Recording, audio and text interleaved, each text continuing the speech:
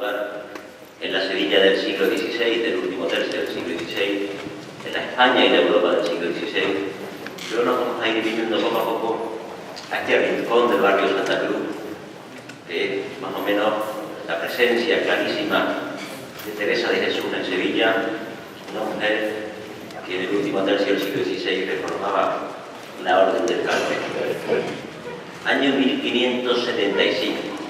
En el año 1575 gobernaba Felipe II aquel imperio donde decían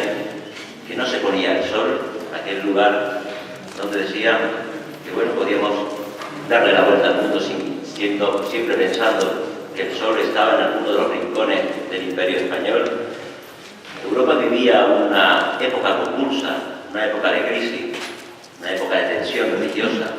una época de tensión espiritual. Decía que prácticamente media Europa estuviera enfrentada por la otra media. Estaba la religión de por medio, pero estaban muchísimos intereses políticos, sociales, económicos, etc. En esa Europa convulsa, era convulso hasta el arte del manierismo, el arte que había conocido la medida, la templanza, la horizontalidad, el mundo relajado del Renacimiento, y se había transformado en una etapa de crisis por aquellas invasiones desde las tropas imperiales a la Roma, en el saco de Roma, hasta todos los enfrentamientos que fueron hundiendo la Europa que había conocido la prosperidad en momentos anteriores. En ese mundo convulso hay una mujer que reforma una orden religiosa. Recordemos, una mujer que reforma una orden religiosa. Un mundo de hombres, un mundo de grandes hazañas, de grandes aventuras, de grandes empresas, de grandes codicias. Y una mujer se atreve a reformar una orden evidentemente de hombres. Evidentemente de hombres. Esa mujer es Teresa de Jesús y esa mujer va a llegar a Sevilla en el año 1575. Y esa mujer va a vivir una Sevilla muy, muy difícil. Afortunadamente conservamos muchas de sus cartas, conservamos muchos de sus escritos. Este lugar es un auténtico relicario de la vida y de la obra, y sobre todo de la palabra de Teresa de Jesús, pero realmente su vida aquí no fue ni mucho menos sencilla. Y empezamos por el final. El final de Teresa de Jesús en Sevilla fue el siguiente, el que ella describe refiriéndose a la ciudad que abandona en 1576. Decía así Teresa de Jesús: las injusticias que se guardan en esta ciudad, la poca verdad, las dobleces. Yo le digo que con razón Sevilla tiene la fama que tiene. Yo confieso que la gente de esta tierra no es para mí y me deseo ver ya en la tierra de provisión. La abominación de pecados que hay por aquí son para afligir harto. Que el Señor lo remedie. Ustedes verán que pocas veces ha habido un discurso tan contundente, quizá cuando Julio César se enfrentó a todos aquellos que se habían levantado contra él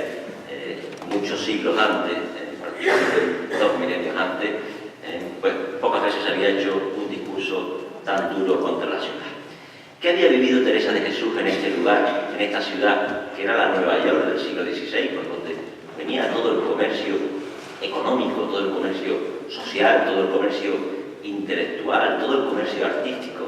que era un auténtico crisol, porque aquí se manejaba lo mejor y lo peor de la Europa de aquel momento. Lo que le había ocurrido a Teresa de Jesús es que ella llega en mayo del año 1575 y que llega acompañada, como ella decía, por pocas monjas, por mucho recelo y por muy poco dinero. El primer lugar donde se puede asentar Teresa de Jesús, que venía siendo la labor reformadora, la labor de fundación de nuevos conventos, de la reforma del Carmelo, venía pues desde Castilla, y entra por la zona norte andaluza, toda la zona de Úbeda, hasta ir descendiendo al valle del Guadalquivir, lugar donde, entre otras cosas, no soportó el calor para empezar. Su primera casa se situó no en este lugar, sino en la antigua calle de las Armas, que es la actual calle Alfonso XII. Para que ustedes se sitúen, estaría prácticamente casi en la actual plaza del museo, puesto que parece que era una casa que estaba colindante al antiguo convento de la Asunción, un convento de Mercedaria que desgraciadamente tampoco existe, estaba frente a la zona del Museo de Bellas Artes, en la acera de enfrente, un lugar donde hay ahora unos pisos altos, prácticamente a la altura del cruce de la plaza del museo con la calle Alfonso XII. Allí se acomodan, junto al convento mercedario de la Asunción, en una estancia que ella misma describía como una casa lóbrega, una casa oscura. Se llega a comparar en algún momento con la casa del Hidalgo, del Lazarillo, y ella decía, lo cuenta en unos textos, que el ajuar era muy escaso, que tenían unos pocos colchoncillos, en donde las monjas decían que aquellos colchones estaban acompañados de mucha gente, y esa gente eran piojos, chinches y otras molestas visitas. Con lo cual se puede usted imaginar que la fundación de un convento no es esto que vemos al cabo del tiempo, sino era la fundación de un lugar de oración que estaba descargado de muchísimas dificultades, de muchísimas trampas económicas y sobre todo de traiciones y de envidia. No fue este el peor trago para la Santa de Ávila, ya que tuvo que defenderse de otras muchas cosas. El calor y las chinches y los piojos de los colchones eran lo de menos, puesto que se tiene que defender ni más ni menos que de un proceso de la Inquisición, proceso que cargan contra ella desde el Tribunal Sevillano, y tiene que acudir a un juicio en el Castillo de San Jorge a comienzos del año 1576. ¿Por qué? Bueno, porque evidentemente había muchas denuncias contra ella por esa situación al límite al que forzaba su creencia mística, porque había muchos intereses creados en que no prosperara la reforma del Carmelo, y porque había diferentes sectores, tanto de los del Paño, que era la rama no reformada del Carmelo, como de algunos sectores de la nobleza, en que Teresa de Jesús no fundara en la ciudad. A pesar de estas dificultades, ella sale airosa de aquel proceso inquisitorial y consigue una serie de apoyos, especialmente el apoyo de Lorenzo Cepeda, su hermano, por ejemplo, y pudo trasladarse también en el mismo año, ya en el año 1576, a una nueva casa. Esa nueva casa estaba en la calle Pajería, la antigua calle Pajería, que correspondería a la actual calle Zaragoza, prácticamente en el cruce por la calle Doña Guiomar, que allí será donde, digamos, se asiente en un lugar pues, mucho más digno, mucho más estable, mucho más acogedor, nada que ver con aquellas casas de la calle Alfonso XII, donde conocemos incluso que allí está la primera comunidad, comienzos de 1536, que la forman María de San José, Isabel de San Francisco, María del Espíritu Santo, Isabel de San Jerónimo, Leonor de San Gabriel y Ana de San Alberto. Eso ya nos suena a lo que podríamos llamar un convento establecido. Ella se traslada, Teresa de Jesús no ve este lugar como convento de San José, como su propia fundación, sino que ella se traslada en su labor fundadora hacia otros lugares, y habrá que esperar unos años, concretamente a 1586, cuando la comunidad se trasladó al lugar donde estaba. Es decir, estamos ante un lugar evidentemente centenario y cargado de historia, traslado que estuvo presidido por el propio San Juan de la Cruz. Ustedes ya ven que estamos haciendo confluir prácticamente toda la reforma del Carmelo, los dos grandes místicos de la España del siglo XVI, en este lugar. Y en este lugar llega a Sevilla para la ocasión y logran comprar unas casas, dicen los textos, que eran unas casas principalísimas, que aunque costaron casi 14.000 ducados, hoy valen más de 20.000. Ustedes verán que ya entonces hacían cálculos sobre las plusvalías, sobre si realmente convenía o no convenía el comprar una determinada casa. Esto es un detalle curioso y es un detalle importante. ¿Por qué? Porque se tienen que adaptar a unas casas que ya existían, cosa que no es habitual en los conventos carmelitas, que tienen una planificación estructurada, igual que otras órdenes, bueno, que tienen determinada formación o determinada estructura en sus conventos. Sin embargo, ya se vienen a unas casas que se ponen en venta, casas que están dentro de la antigua judería sevillana. La judería sevillana era aproximadamente el sector del barrio Santa Cruz y del barrio San Bartolomé, y se tienen que adaptar a una configuración ya esa, lo cual implica pues, determinados elementos, es decir, que la iglesia de la puerta hacia la calle, la estructura del compás, la estructura del claustro, etcétera, etcétera. En el año 1603 no estaría muy mal la situación económica, puesto que lograron agregarle a esas casas primeras unas nuevas casas que la adquirieron a un banquero, el banquero Pedro de Morga. El banquero de Pedro de Morga pone a la venta una edificación, parece que había entrado en un mal momento económico, y bueno, vende unas casas que tras haber llegado él prácticamente a la quiebra, se sacó en pública subasta. Fíjense que se parece el siglo XVII a nuestro tiempo, y la casa la compra un tal Alonso de Paz, comprador de la casa, que luego la vende posteriormente a la comunidad carmelita. Esto también nos recuerda a nuestro tiempo, es decir, la compra de una casa para luego sacarle una plusvalía y por el interés que tenía la comunidad carmelita volver a sacar un dinero. Es el origen del lugar donde nos encontramos, aunque la fundación sea de Santa Teresa, pero ya digo, es el tercer lugar donde se asienta la comunidad del convento de Madres Carmelitas Descalzas de San José. Desde que se asienta aquí la comunidad, va a ser una fuente no solamente para este lugar, sino que van a surgir muchas fundaciones a partir de este lugar. A lo largo de los siglos, la comunidad de monjas carmelitas descalzas de San José pues ha sufrido algunos momentos de dificultad. Uno de ellos, evidentemente, fue la desamortización eclesiástica del año 1837, que afortunadamente la comunidad supo afrontar y pudo no ser desamortizada. Es decir, este fue uno de esos conventos que permaneció en su lugar por una triquiñuela, porque realmente estaba en el límite para que tuviera que ser desamortizado. Recordemos que los decretos desamortizadores decían que más allá de 20 monjas, por debajo de 20 monjas, pues había que desamortizar y se expropiaba el convento con todo lo que aquello conllevaba, y que además había una serie de prohibiciones para que no pudieran entrar novicias nuevas, con lo cual, claro, se estaba minando la vida futura del convento. Parece que las monjas carmelitas acudieron directamente a la reina Isabel II, y lograron, bueno, bandear aquella medida con la posibilidad de que entraran novicias, entre otras cosas porque ellas mismas en sus reglas tenían unas normas que impedían que el convento fuera más allá de un determinado número de personas, a 21 en algunas ocasiones. Eso permitió que el convento, bueno, pues subsistiera a la desamortización, pero tuviera un segundo problema. Las monjas carmelitas pertenecían, o digamos que estaban unidas a las comunidades carmelitas masculinas, pero las comunidades carmelitas masculinas prácticamente desaparecen, se extinguen con esos decretos desamortizadores, por lo cual, digamos, no tenían una jurisdicción clara, por lo cual se tienen que unir a la jurisdicción del ordinario, es decir, se ponen bajo la tutela directa del arzobispo. El convento está dedicado a San José, como pueden ver en el titular del retablo mayor, evidentemente por la devoción especial que Santa Teresa tenía hacia el santo, lo cual, bueno, pues lo tenía como un modelo de pobreza, como un modelo de obediencia, como un modelo de castidad, ese camino de perfección que Teresa enseñaba en sus escritos. Esa devoción había aumentado Santa Teresa, especialmente a partir de una enfermedad que tuvo en 1539 y de la cual sanó a partir de la invocación al santo patrono, de forma que a partir de 1629 se consideró como patrono de la orden, lo cual no es muy habitual en los conventos de clausura. La iglesia es una iglesia sencilla con bóveda de cañón, de forma que la parte del presbiterio, sobre la cual me encuentro yo, está cubierta por una bóveda semiférica sostenida por cuatro pechinas que hay en los extremos. Esas pechinas permiten pasar de este cuadrado al círculo de la parte superior, y hay una serie de elementos decorativos ahí. Hay unas tarjas, unos elementos ovoides, elementos elípticos, unas tarjas que están decoradas con ángeles pictóricos y una serie de elementos simbólicos que sostienen la bóveda o la bóveda semiférica de la parte superior.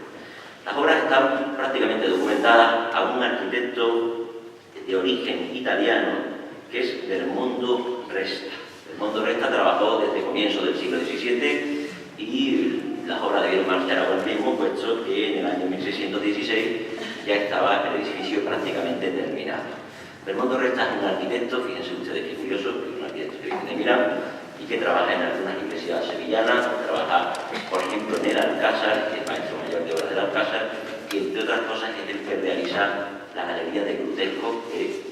va decorando la parte central, la muralla central, que divide los jardines antiguos y los jardines nuevos. Lo cual estamos hablando de un arquitecto de prestigio, es decir, se llama un arquitecto de prestigio, un arquitecto que hace, por ejemplo, el apeadero del Alcázar, estoy recordando también, que es una especie de estructura basilical de 3 naves, que permite hacernos una idea de que se recurrió a un arquitecto prestigioso porque la comunidad se había sentado con cierto prestigio y con cierta capacidad económica. Por ejemplo, está documentada también de Belmondo Resta la iglesia parroquial de la Campana, porque se hagan o se puedan hacer una idea. Intervenciones posteriores en la iglesia. Bueno, pues se sabe que en el año 1736 se hicieron intervenciones en la zona de la bóveda, que se reformaron las cubiertas en el año 1821 por el arquitecto municipal José Chamorro, que se hicieron reformas después de un terremoto que hubo en el año 1856 y que, por ejemplo, la solería de mármol prácticamente se puso nueva, que es la que se conoce ahora, en el año 1866. Una curiosidad de la iglesia, ya que estamos viendo la estructura, pues verán que la disposición del coro, normalmente la mayoría de los conventos de clausura que estamos visitando, vemos que hay un coro alto y coro bajo en la zona de los pies, pero aquí había que adaptarse a la calle, con lo cual el coro bajo, el que tienen a mi izquierda, un coro desde el cual la comunidad pues, tiene la fortuna de ver la parte del presbiterio, pero lo habitual es que estuviera en la zona de los pies. Si tiene un coro alto, que ustedes lo verán en la zona de los pies, verán en la zona de la altura, que funcionaría como una especie de piso, en la reja de la parte superior. Eso sí correspondería a la habitual disposición de los retablos o de los conventos de clausura sevillana. Si nos vamos al foco principal de nuestra visión en la iglesia, veremos que el retablo principal, aunque ha conocido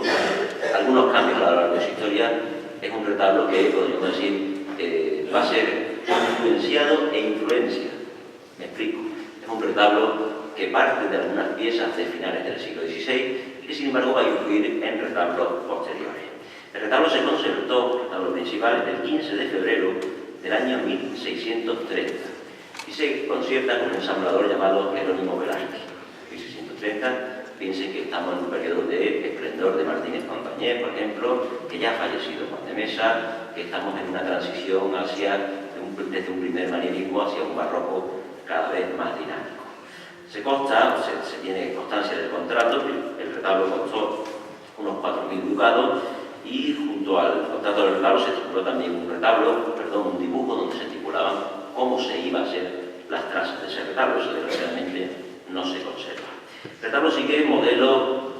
característico de Martínez Montañés, es decir, la estructuración muy clara en columnas, cuerpos, calles, de forma que es muy fácil de diferenciar los diferentes cuerpos, las diferentes calles, las diferentes estancias. Se basa evidentemente en los libros de grabado de los grandes tratadistas italianos del siglo XVI y se inspira en modelos como el que hizo, por ejemplo, Alonso Cano para Lebrija, o el retablo más lejano, pero en realidad hay mucha influencia, de la Iglesia de la Anunciación, el retablo jesuita, que está compartimentado en una estructura similar de cuerpo y de calle. Verán que tiene columnas estrelladas, es decir, son esas columnas que tienen unas hendiduras laterales, junto a frontones de elementos rectos y también frontones de elementos curvos, que se van alternando unos y otros, como también se va alternando la escultura y la pintura. Ese es un modelo que debió gustar mucho, puesto que cuando se hace, por ejemplo, el retablo de San José en San Lucas la Mayor, pues se hace un retablo prácticamente idéntico. Otro detalle curioso que tiene el retablo es el empleo de la columna gigante. La columna gigante es la que abarca otras columnas que son menores, es decir, esas dos columnas centrales y las dos columnas de los extremos están abarcando pues, una estructura de escultura y de pintura o una columna inferior que es más pequeña, con lo cual hablamos de una columna gigante. Evidentemente hay una influencia de los libros italianos de grabado, de los libros grabados de elementos tratadísticos, arquitectónicos, como las obras de Jacopo Ventura. Si empezamos por el banco hablaríamos de que estamos en la parte inferior, vemos que flanqueando el sagrario se sitúan dos tallas, la talla de Santa Inés, pequeñita, y la talla de Santa Catalina, a la izquierda y a la derecha del retablo. Si nos vamos al primer cuerpo, yo creo que tenemos uno de los grandes tesoros de la iglesia del convento, el titular de la iglesia del convento, que representa a San José junto al Niño Jesús. Imagen, el grupo, el punto de San José con el Niño Jesús, que tiene bastantes dudas a la hora de su datación e incluso de su autoría. Si ustedes leen, la mayoría de los libros suele darse como una obra de Juan de Mesa, pero algunos análisis cercanos o el hecho de hacer algunas comparaciones estilísticas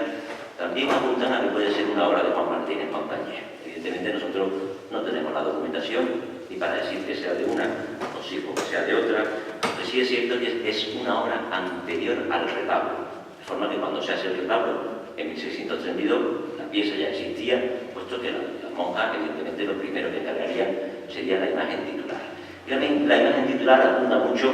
pues a las formas, por ejemplo, de Juan Martínez Montañés en torno a 1615. No sé si tienen en la mente, pero podríamos hacer un ejercicio mental y pensar, pues, por ejemplo, en ese San José que aparece en el monasterio de San Isidoro del Campo, en Santiponce, una obra maestra de Montañés, donde el recogimiento del paño, el recogimiento de la estructura en cómo se recoge la capa, la talla simétrica, la talla delicada del rostro de San José, la talla incluso del propio Niño Jesús, nos está hablando, bueno, pues de una forma muy parecida a los altos relieves que aparecen en el monasterio de Santiponce. Evidentemente puede ser una obra también conjunta, el hecho de que participara tanto Juan de Mesa como Montañés en una obra que fuera de taller. Pero evidentemente estamos ante una obra de una enorme calidad, obra que tiene la iconografía de San José acompañando al niño andando, muy característico de la primera mitad del siglo XVII. Si no fuéramos a la segunda mitad del siglo, casi con toda seguridad, nos encontraríamos una iconografía diferente en la cual San José porta al niño sobre sus brazos, muy habitual, pues, por ejemplo, en la escultura de Pedro Roca. A izquierda y a derecha de San José, verán que se encuentran pues, dos imágenes de talla de tamaño natural. A su izquierda y derecha aparece Santa Teresa de Jesús, evidentemente, con la pluma haciendo alusión a su condición de escritora, a su condición de doctora de la Iglesia, mientras que aquí a la izquierda, justo a mi espalda, aparece la imagen de San Juan de la Cruz. San Juan de la Cruz aparece también con el libro, aparece nimbado, los dos con el hábito carmelita. Son dos tallas del siglo XVII, probablemente coetáneas al retablo, pero ahora mismo tenemos que darlas como tallas anónimas. Solamente sabemos quién las policromó. El autor que las policromó fue el pintor luxemburgués Pablo Legot, en el año 1632. Recuerden que estamos en una época en la cual era muy estricto el escultor que tenía que realizar la talla de las obras y el pintor que tenía que policromarlas. El mismo Martínez Montañés, 4 o 5 años antes, había tenido un auténtico conflicto con Francisco Pacheco porque él se había empeñado en policromar las obras del retablo del monasterio de Santa Clara, y aquello le costó un auténtico juicio, una campaña contra el descrédito, juicio que perdió y que hizo que finalmente el escultor tallara la obra, tallista del retablo hiciera las tallas y policromador fuera un pintor que estuviera titulado. Pues algo así ocurre con esta imagen que evidentemente decora o policroma este autor que es Pablo Legot. En ocasiones, si ustedes han visto a lo mejor fotografías antiguas, claro, quizás recuerdan de momentos anteriores de la Iglesia, quizás recuerden que en alguna ocasión se colocó en la parte central la imagen de la Inmaculada. La Inmaculada que tienen aquí frente a mí, a su izquierda, pero que no es la titular original, es decir, la titular original, evidentemente, como monumento carmelita y dedicado a San José, es el grupo tal como está en la actualidad. Si vamos subiendo en el retablo, verán que en la parte superior hay dos lienzos de la primera mitad del 17, que uno representa al profeta Elías, vestido, bueno, pues considerado como uno de los orígenes, digamos, anteriores a Cristo, en donde se da el origen de la orden, vestido con pieles, con su espada de fuego, y San Juan de la Cruz con su hábito carmelita y la capa blanca en la otra pieza. Si subimos a la parte superior, pasando ese pequeño templete donde aparece una Inmaculada, una pequeña Inmaculada que ya es del siglo XVIII, nos tenemos que ir al cuerpo superior donde hay un ático presidido por un calvario. El calvario es un calvario completo, con un estado mater donde aparece Cristo, donde aparece la Virgen y donde aparece San Juan. Casi con toda seguridad ese calvario puede ser anterior también al retablo. Por la cultura no tenemos documentación de a quién corresponde, pero puede ser una pieza anterior al retablo que está actualmente sin documentar. A izquierda y a derecha, dos pinturas sobre tabla, formando parte, alternando lo que es la estructura del retablo, donde aparece una aparición, dos apariciones milagrosas a Teresa de Jesús. La de Cristo atado a la columna, que es la que ustedes ven a su izquierda, y la aparición de la Virgen, que es la que aparece a la derecha.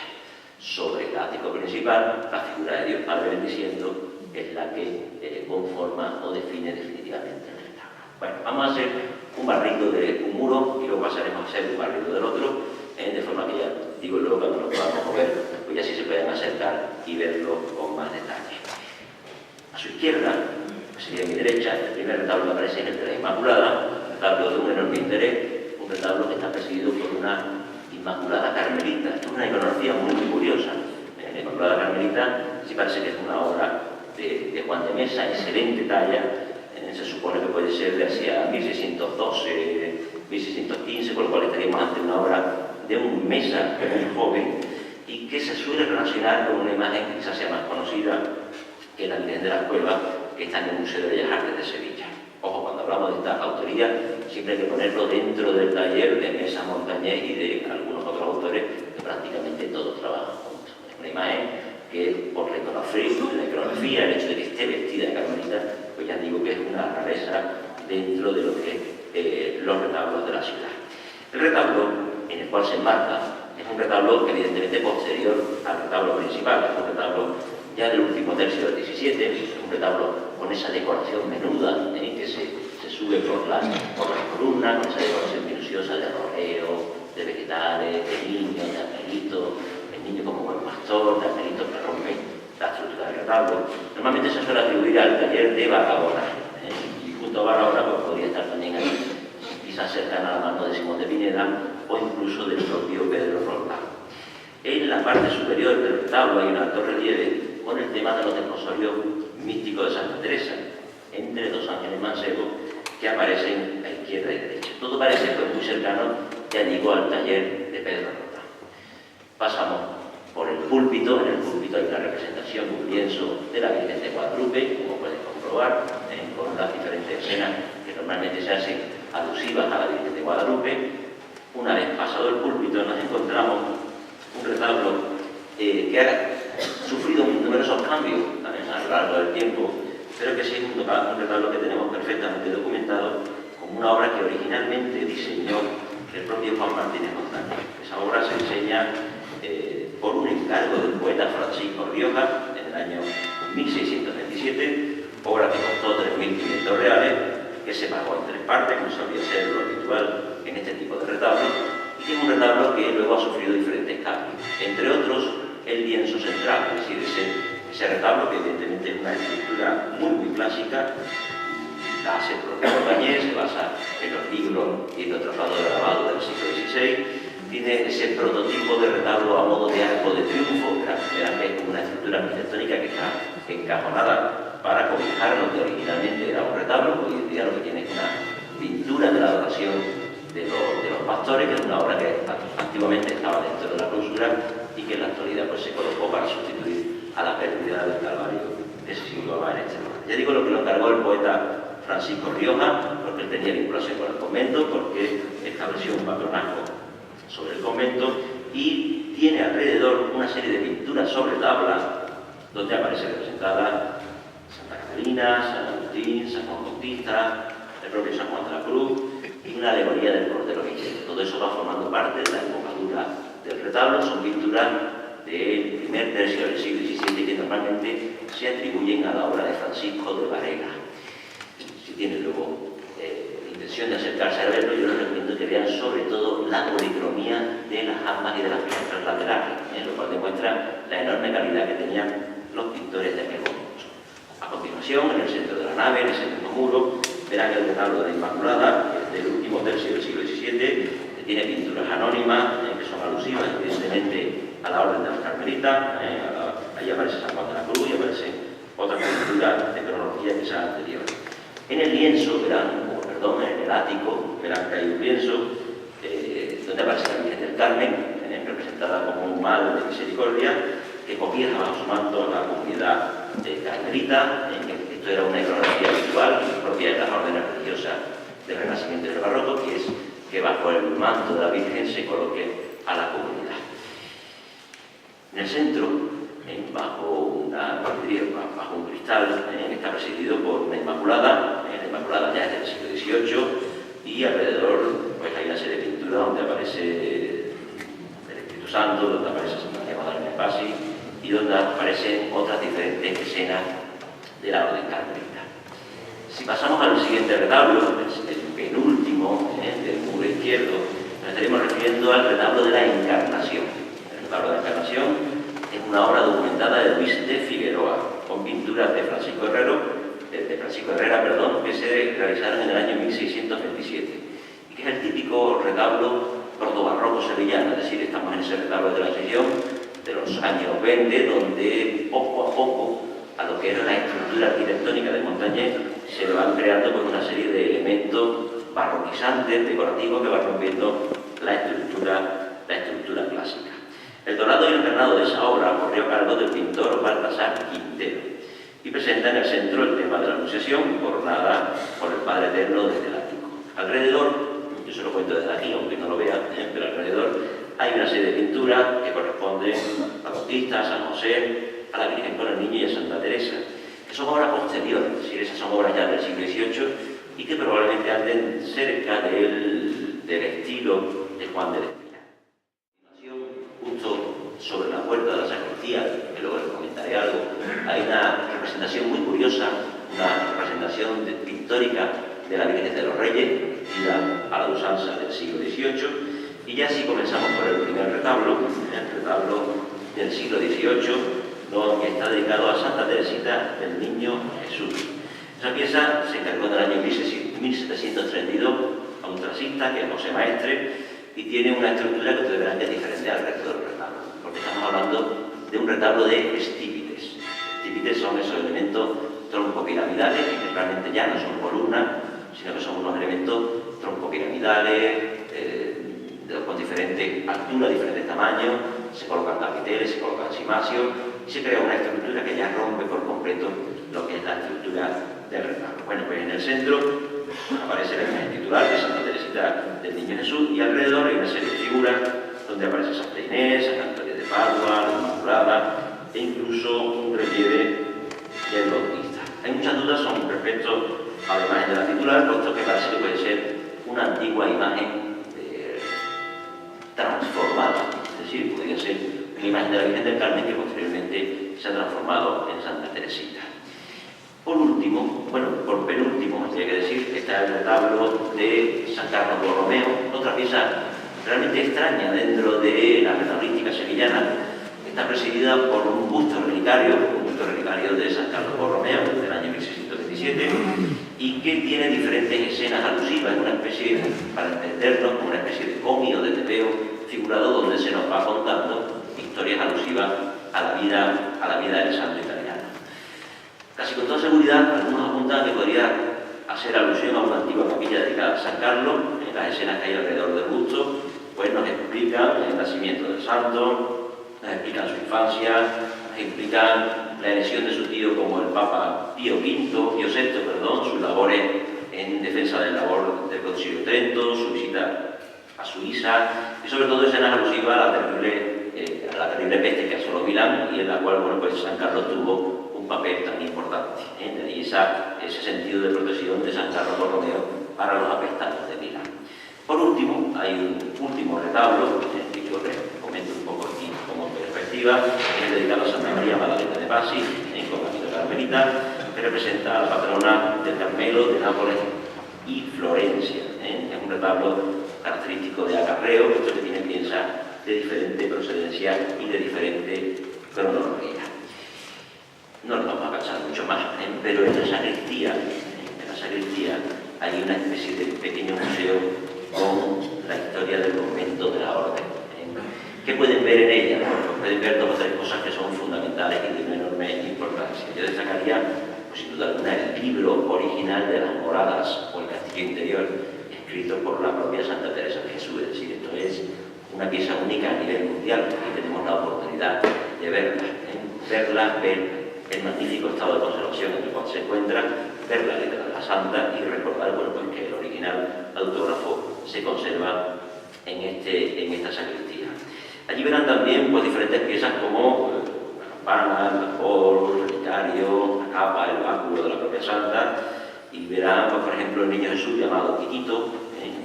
con esa tradición sobre si fue traído desde Quito por la sobrina de la Santa, y sobre todo hay una imagen o lienzo por el cual vamos a terminar esta explicación, que es el retrato original de Santa Teresa que en el año 1576 realizó Fray Juan de la Miseria. ¿En qué se basó? Pues se basó en el conocimiento de la propia Santa, de la cual sabemos, según una descripción de la época, que era de mediana estatura, antes grande que pequeña, que tuvo en su mocedad fama de muy hermosa y hasta en su última edad mostraba serlo. Era su rostro nada común, sino extraordinario, y de suerte que no se puede decir ni redondo ni aguileño. Mal se puede por la pluma pintar la perfección que tenía. Esa descripción literaria tan hermosa que hizo un hermano carmelita, pues parece que no gustó tanto en la descripción pictórica, puesto que cuando Fray Juan de la Miseria realizó el retrato de la Santa Teresa de Jesús, dijo algo así como: